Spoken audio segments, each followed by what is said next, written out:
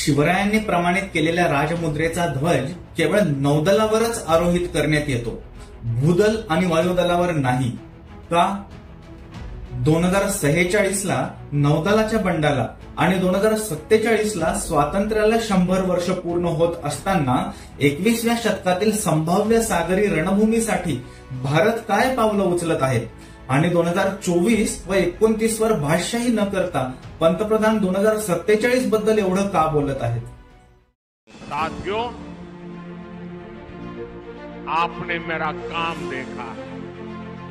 24/7 for 2047, 24/7 for 2047, ये मोदी का संकल्प है। डिफेंस से जुड़ी हर छोटी छोटी जरूरत के लिए विदेशों पर निर्भरता हमारे देश के स्वाभिमान, हमारे आर्थिक नुकसान के साथ ही रणनीतिक रूप से बहुत ज्यादा गंभीर खतरा है। इस स्थिति से देश को बाहर निकालने के लिए 2014 के बाद हमने मिशन मोड पर काम शुरू किया। आपका लक्ष्य होना चाहिए कि भारत का जब अपनी आजादी के 100 वर्ष का पर्व मनाए, उस समय हमारी नौसेना एक अभूतपूर्व ऊंचाई पर हो।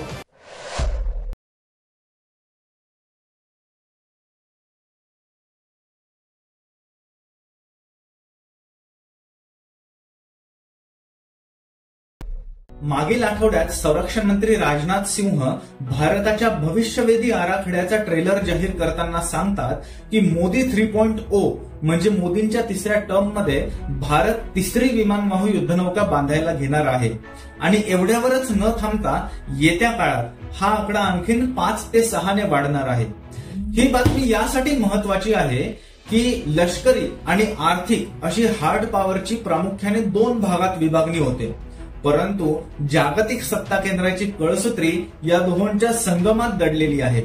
21व्या शतकात सशक्त राष्ट्रांच्या शर्यतीत सार्वभौमत्वाची लिटमस टेस्ट पास करताना जागतिक अधिपत्याचा निकष अधिकाधिक ठळकपणे आजमावला जात आहे। त्यामुळे संरक्षण क्षेत्राची वाढती आर्थिक उलाढालच येत्या काळात आर्थिक क्षेत्राचे संरक्षण करू शकेल। मागील व्हिडिओत राजनाथ सिंहांनी म्हणल्यानुसार आज आपण बायर वरून बिल्डर नेव्ही तर झालो आहोत, परंतु त्याला एक्सपोर्टर नेव्ही बनवल्याखेरीज देशाचे संरक्षणात्मक डावपेच आणि अर्थकारणाची सूत्र दोन्ही अपरिपक्वच राहतील।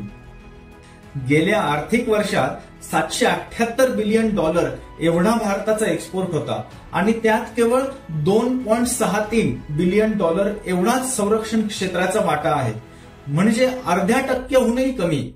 जोपर्यंत हा आकडा 10 ते 15% जात नाही तोपर्यंत आपण खऱ्या अर्थाने डिफेन्स एक्सपोर्टर म्हणून गणलोच जाणार नाही। त्यामुळे अर्धा टक्क्यावरून 10% झेप घ्यायला आधीच्या सरकारांच्या स्पीडने 200 ते 250 वर्ष लागली असती, परंतु पंतप्रधानांनी हे टार्गेट 2047 पर्यंतच पूर्ण करण्याचं उद्दिष्ट डोळ्यांसमोर ठेवलेलं आहे। ज्या स्थिरतेने वैश्विक संरचना दिशाहीन वाटचाल करत आहेत ते पाहता आजच्या महासत्ता अंतर्गत यादवीच्या उंबरठ्यावर येऊन पोहोचत आहेत। हे सारं निर्देशित करतं की 2050च्या दशकात एक मोठी जागतिक पोकळी निर्माण होऊ घातली आहे आणि त्याच्या आत पंतप्रधानांनी भारताला सशक्त, स्वावलंबी आणि सामर्थ्यवान बनवण्याची डेडलाईन 2047 आखून दिलेली आहे। त्यामुळे मोदी 3.0 मध्ये घेतल्या जाणाऱ्या निर्णयांचा परिणाम प्रामुख्याने 2047 नंतर दिसायला लागेल। रणभूमीचा अभ्यास करताना कळतं की डोकलाम, गलवान या चकमकी चीनने आपल्या सीमेवर घडवून आणल्या तर त्याला उत्तरही आपल्याच सीमेवर द्यावं लागतं।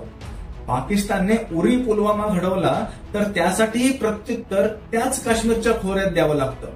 त्यामुळे लक्षात घ्या की भूदल आणि वायुदलाची एक मर्यादा आहे की त्यांचा वापर हा समोरासमोरच्या युद्धातच प्रामुख्याने आपण करू शकतो आणि इथेच नौदलाचे अद्वितीय महत्व लक्षात येते। आता तुम्हाला लक्षात येईल की नौदलावरच शिवरायांची राजमुद्रा असलेला ध्वज का देण्यात आला, कारण ही राजमुद्रा आहे अष्टकोनी। ज्याप्रमाणे शिवरायांनी मुद्रित केलेली अष्टकोनी राजमुद्रा आठही दिशांना हिंदवी स्वराज्याची घोडदौड दर्शवते, त्याचप्रमाणे येत्या काळात भारताचे नौदल अटलांटिक पासून पॅसिफिक पर्यंत आपलं सागरी साम्राज्य प्रस्थापित करेल, यासाठी येत्या 5 वर्षातनं भूतो न भविष्यती अशा धोरणात्मक पद्धतीने काम होताना आपल्याला दिसेल. आणि यातील मुकुटमणी म्हणजे आपल्या विमानवाहू युद्धनौका. आता या अष्टदिशा विभूषित नौदलाचं वेगळेपण असं की उद्या समजा चीनने त्याची एखादी विमानवाहू युद्धनौका मालदीवमध्ये आणली तर याचे समाधान काही चर्चा करून किंवा केरळ कन्याकुमारी पाशी नौदल आणून निघणार आहे असं वाटतं तुम्हाला? उलट आपण सुद्धा आपली युद्धनौका दक्षिण चीन सागरात नेऊन ठेवत नाही तोपर्यंत चीनही त्याची युद्धनौका मालदीवमधून मागे घेणार नाही. गनिमी क्यावाचे सगळ्यात जास्त प्रयोग येत्या काळात याच सागरी रणभूमीवर करावे लागणार आहेत.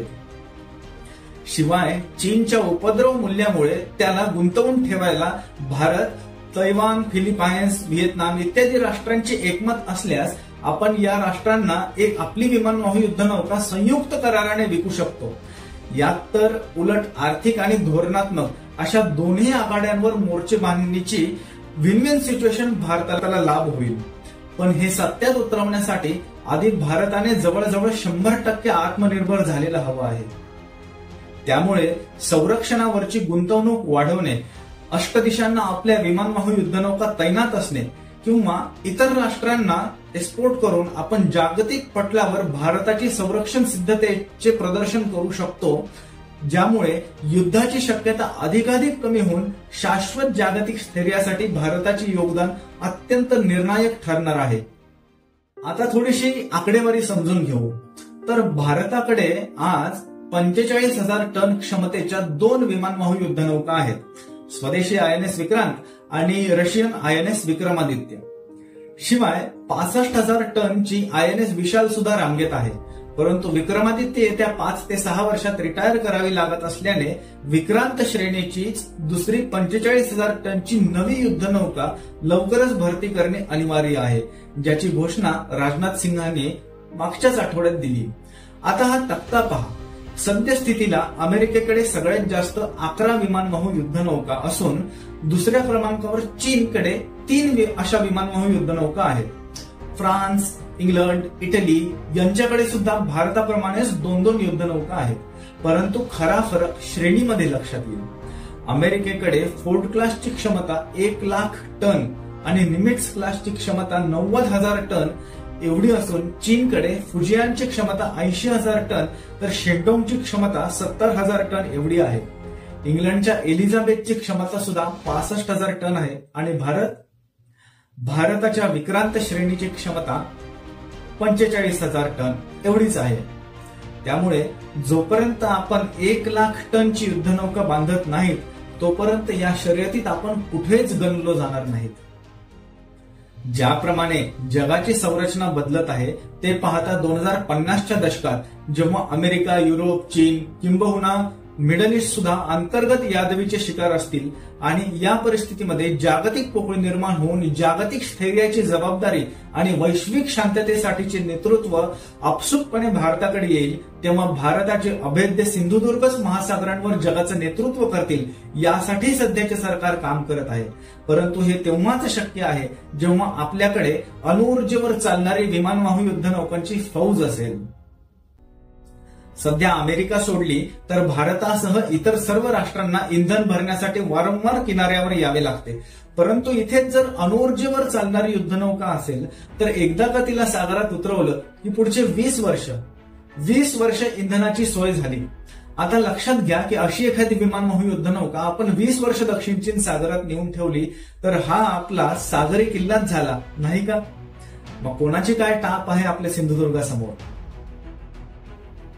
परंतु आपल्याला या गोष्टी त्वरेने साधता आल्या पाहिजेत. प्रसंगी तंत्रज्ञान विकसित करत वेळ घालवण्यापेक्षा सरळ ते तंत्रज्ञान विकत घेऊन किंवा टेक्नॉलॉजिकल ट्रान्सफर इन काइंडच्या माध्यमातून विमानवाहू युद्धनौकांची 2 आकडी फौज अष्टदिशांना रुजू केल्याखेरीज भारताला कॉम्पिटिटिव्ह एज म्हणजे स्पर्धात्मक आघाडी मिळणार नाही. नुकतेच फ्रान्सची एक बातमी होती म्हणून सांगतो की फ्रान्सनी सध्या 75,000 टनची अत्याधुनिक विमानवाहू युद्धनौका 2030 पर्यंत बनवण्याची योजना आखली आहे. या संधीचा भारत दुहेरी लाभ घेऊ शकतो. फ्रान्सच्या विमानवाहू युद्धनौकेसाठीच्या अणुऊर्जा तंत्रज्ञान कार्यक्रमात भारत आणि फ्रान्स संयुक्तपणे सहकार्य करू शकतात, संयुक्तपणे काम करू शकतात, जेणेकरून दोघांचाही वेळ आणि कष्ट निम्मे निम्मे होतील. शिवाय त्याला मेक इन इंडिया अंतर्गत चालना दिली तर फ्रान्ससाठीही ते स्वस्तात पडेल आणि भारतीय संरक्षण अर्थव्यवस्थेला आणि रोजगार क्षेत्रालाही चालना मिळेल. इथे फ्रान्सचं एक उदाहरण म्हणून सांगितलं. असे आपण आणखी पर्याय सुद्धा नवीन तयार करू शकतो. परंतु एवढे मात्र नक्की आहे की भारताचे डिफेन्स सेक्टर प्रामुख्याने नौदल गिअर बदलते आहेत आणि बिल्डर नेव्ही वरून एक्सपोर्टर नेव्ही सुद्धा लवकरच अस्तित्वात येईल. भविष्यात या विमानवाहू युद्धनौकांचे जाळे जेवढे पसरेल आणि आज आपण जेवढ्या युद्ध पातळीवर काम करू तेवढी येत्या काळात युद्ध न होण्याची शक्यता अधिक आहे. अख्खी कोकण किनारपट्टी शिवरायांनी सरखेल कान्होजी आंग्रेंच्या सहाय्याने जलदुर्गांनी व्यापली होती. त्यामुळे विदेशी आक्रमण गोव्यात किंवा गुजरातमध्ये गेलं पण महाराष्ट्रात बराच काळ येऊ शकलं नाही. परंतु ज्याप्रमाणे पुढे आंग्रे बंधूंमधील सत्ताधारी आणि प्रतिस्पर्धी अशी यादवी उफाळून आली आणि कोकणात ब्रिटिशांचा चंचू प्रवेश झाला, त्याचप्रमाणे भारतातील सत्ताधारी आणि विरोधी पक्ष यातील मतभेद यादवीचे स्वरूप तर घेत नाहीत ना, यावर लोकशाही म्हणून आपली बारीक नजर असणे अत्यंत आवश्यक आहे.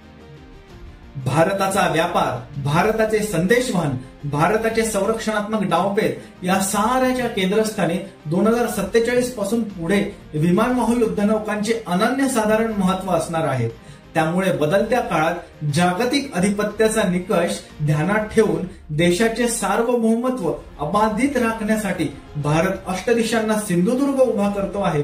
हा शिवरायांचा वारसा येत्या 25 वर्षात याची देही याची डोळा पाहण्याचे भाग्य आपल्याला लाभो, यासाठी आपण सुद्धा 24/7 फॉर 2047 काम करण्याचा संकल्प करूया. कोणास ठाऊक आपल्यापैकीच कोणाची मुलगी मुलगा उद्याच्या सिंधुदुर्गांचे किल्लेदार होतील. नमस्कार.